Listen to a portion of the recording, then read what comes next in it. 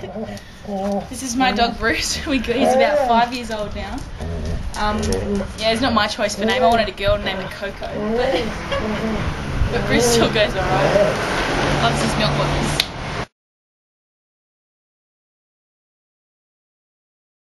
This is the Hall of Fame, and everybody in my family is on here. Now, there's a few of me throwing back in the day when I was 12, and all the 1980s pictures with the high-waisted jeans. And here's my brother playing basketball as well. Lifespan of a discus thrower, and how much further do you think you might be able to throw given time? On average, last year at the Olympics I was told that the average age was 32 years old, and given that and past athletes, my coaches always said that the peak age of a discus thrower is around 28 to 32, but then from then on you can sort of maintain how good you are and the distances you are.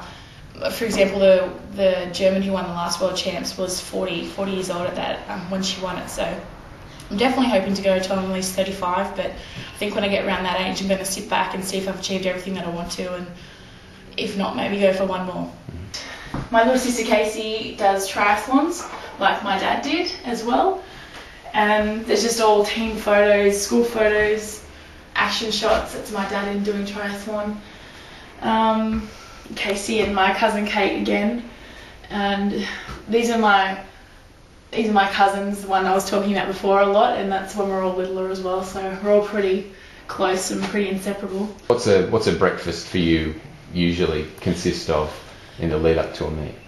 I eat, well, on the day of my final, I've written it down somewhere, I ate a bowl full of Special K.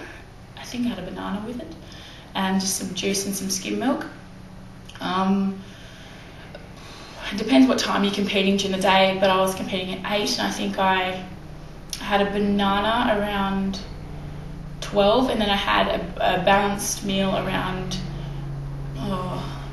2:30, I think, and I had fish, rice, back to the gluten thing, and half a plate of veggies.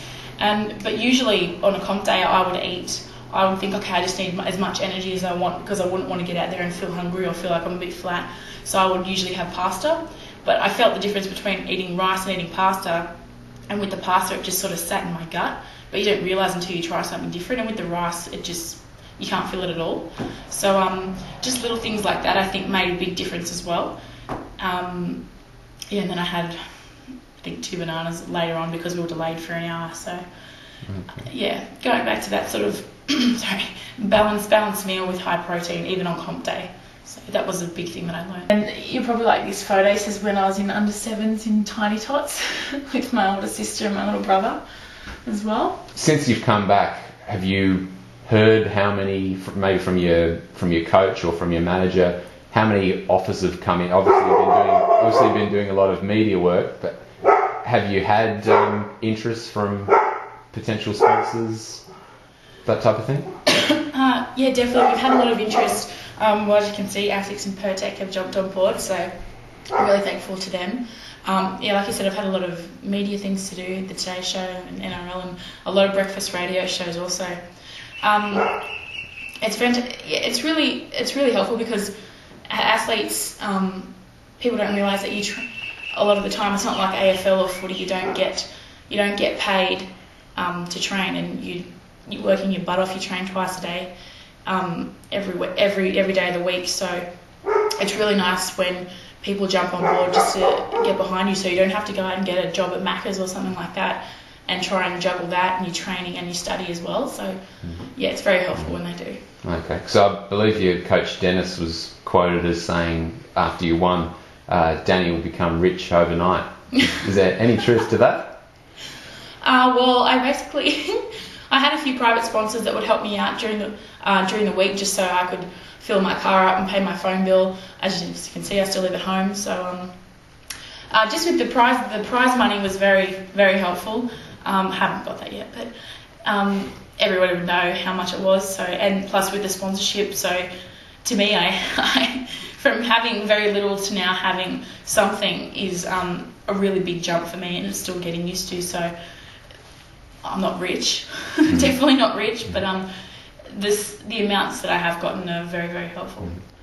This is my coach, Dani Samuels. This is when we're in Sherbrooke at my first World Youth. I just turned 15 and was very nervous, but was lucky enough that he was the team coach, so he guided me through that. And after that was when I realised that I wanted to win a gold medal in London in discus. So he's been with me since I was 8 years old, and yeah, really thankful that he is. This is the medal that I won in Berlin. As you can see, it's quite personalised, as it has a little discus man, and on the silver and the bronze is also a different discus technique. So they're actually pretty cool, and they got your name engraved on the back with the Brandenburg Gate and the championships and everything. So. What about looking ahead now? You've been saying for a while that your big aim is the London Olympics.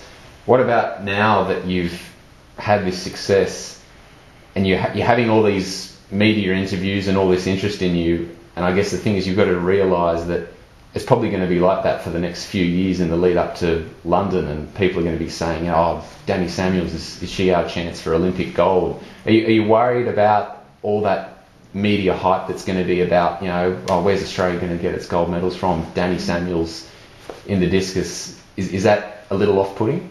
I did actually say that to my mum when we were overseas. I said, I've actually,